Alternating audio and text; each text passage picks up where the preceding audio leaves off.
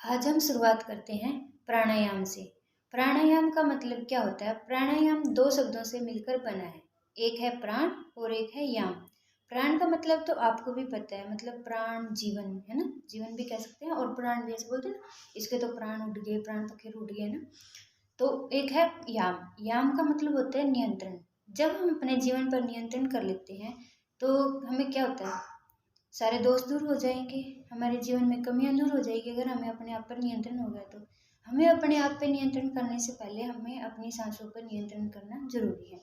योगासन में जब हम अपने सांसों पर नियंत्रण कर लेते हैं, सांसों के नियंत्रण को ही क्या बोलते हैं? प्राणायाम, है ना। मनु महाराज जी कहते हैं कि अगर मनुष्य प्राणायाम करता है तो मनुष्य के सारे दोष, सारी कमियां दूर हो जाती है। प्राणायाम करने से मनुष्य के तो दोष दूर देखो होंगे ही दूर, बट इससे मेन इफेक्ट क्या है कि हमारे जो शरीर में कमियां हैं, जो हमारे शरीर में दोष है, वो दूर हो जाते हैं प्राणायाम करने से। प्राणायाम है क्या? पहले हम ये जानते हैं कि प्राणायाम है क्या, किसे कहते हैं प्राणायाम। पहले हम सांस को अंदर खींचेंगे, फिर सांस को अंदर खींचने के बाद उसको कुछ देर रोक के रखेंगे, कुछ देर रोकने के बाद उसको धीरे धीरे छोड़ेंगे। इस पूरी तीनों जो हम ये तीन प्रोसेस कर रहे हैं, सांस को अंदर ले रहे हैं, फिर उसको रोक कर रख रहे हैं, फिर उसको छोड़ रहे हैं, इन तीनों प्रोसेस को हम क्या बोलते हैं? प्राणायाम। प्राणायाम के तीन भेद हैं, एक है पूरक, एक है कुंभक और एक है पूरक कुंभक और एक है रोचक।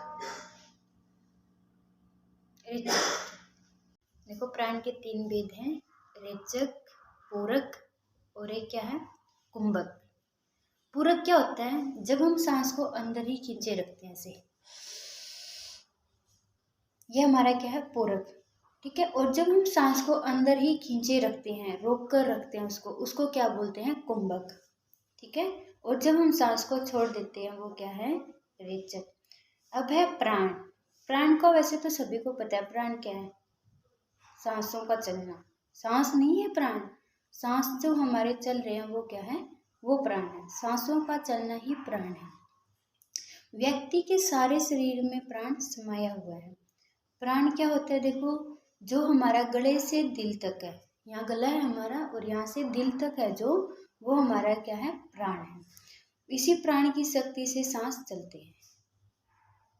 देखो, जो हमारा गले से दिल तक है प्राण, उसकी सहायता से क्या होता है? हमारी सांसें चल रही है। फिर जो हमारा नाभिका है, नाभिका से नीचे जो प्राण है, उस प्राण को क्या बोलते हैं? अप्राण। प्राण नहीं बोलते। जो हमारी नाभिका से नीचे का प्राण है उसको क्या बोलते हैं हम? देखो, यहाँ नाभिका है, नाभिका से नीचे जो हमारा प्राण है उसको क्या बोलते हैं? अप्राण। और जो हमारी छोटी आंत और बड़ी आंत में प्राण है उसको हम प्राण ही बोलते हैं। प्राण किस में हेल्प करता है? देखो, पोटी, पेशाब और हवा को शरीर से अगर बाहर निकालना हो ना, तो इसमें प्राण हमारी बहुत हेल्प करता है। फिर है समान। दिल से नाभिका, जो देखो दिल है और यहाँ से यहाँ तक का जो हमारा प्राण है, इसको हम क्या बोलते हैं? समान। यहाँ से यहाँ तक जो प्राण रहता है उसको हम क्या बोलते हैं? समान।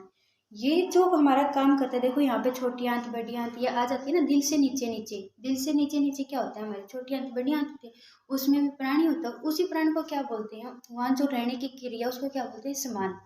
और यह क्रिया किसके काम आती है? पाचन क्रिया में।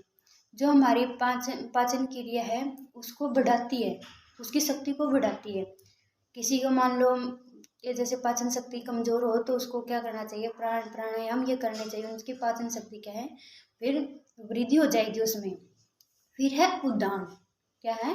उदान। गले से सिर तक, देखो ये है हमारा गला और ये सिर, यहाँ तक जो हमारा रहता है उसको क्या बोलते हैं? उदान। इसी प्राण है ना, जो यहाँ भी तो हमारे प्राण है, ये थोड़ी नहीं है सिर्फ यहाँ प्राण है। जो हमारा गला है, गले से जो सिर तक के हमारे प्राण है उसको हम क्या बोलते हैं? उदान। कान, नाक, आँख, मस्तिष्क, इन सभी के काम है, जो इनमें क्या है? काम होता है, जो ये प्राणायाम के कारण ही होता है ना। आँख जो हमारी देखने का काम कर रही है, कान है जो हमारा सुनने का काम कर रही है, नाक से हम सांस ले रहे हैं, इन सभी के जो काम है वो किसकी वजह से होते हैं? उदान की वजह से। जो हम आँख देखने का काम कर रहे हैं, इन सभी में कौन हेल्प करता है? हमारी उदान। फिर है ध्यान। ध्यान क्या है? यह प्राण शरीर के सभी अंगों में होता है। ध्यान, ये बोलते हैं ना ध्यान करना, ऋषि मुनि ध्यान करते थे, है ना। यह शरीर का अन्य प्राणों से मेलजोल करता है। मतलब कि देखो, जो हमारा उदान था, समान था, इन सभी का क्या करता है, ये मेलजोल बनाता है आपस में, उदान का समान के साथ, है ना।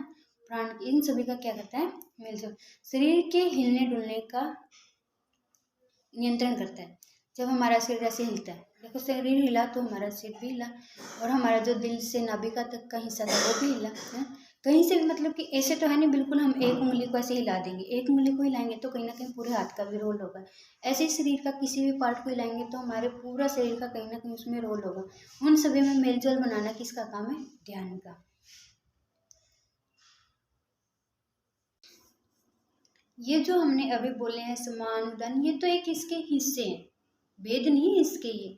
अगर हम ये बोले प्राणायाम के कितने भेद हैं, देखो वैसे तो शास्त्रों में प्राणायाम के बहुत सारे भेद बताए हैं, बट हम जो मानते हैं, मतलब कि मोस्टली जिसको हम काउंट करते हैं, वो 8 भेद हैं। कौन से? सूर्य वेदी, उजियई, शीतकारी, शीतली, भ्रमरी, मूर्छा और कपालभाति। ये हमारे 8 भेद हैं इसके। प्राणायाम श्वासों पर नियंत्रण रखने के लिए किया जाता है। इसी क्रिया से श्वास अंदर की ओर खींच कर रोक कर रखते हैं हम फिर, और कुछ समय बाद उसको छोड़ देते हैं। इस प्रकार धीरे धीरे हमारा क्या होगा, सांसों पर नियंत्रण होता है, और सांसों पर नियंत्रण करने का समय हम धीरे धीरे बढ़ाते हैं। ठीक है। और वैसे मतलब कि प्राणायाम है क्या, देखो अपनी दाहिनी नासिका को बंद करके रखना। देखो जैसे मान लो दाहिनी नाक को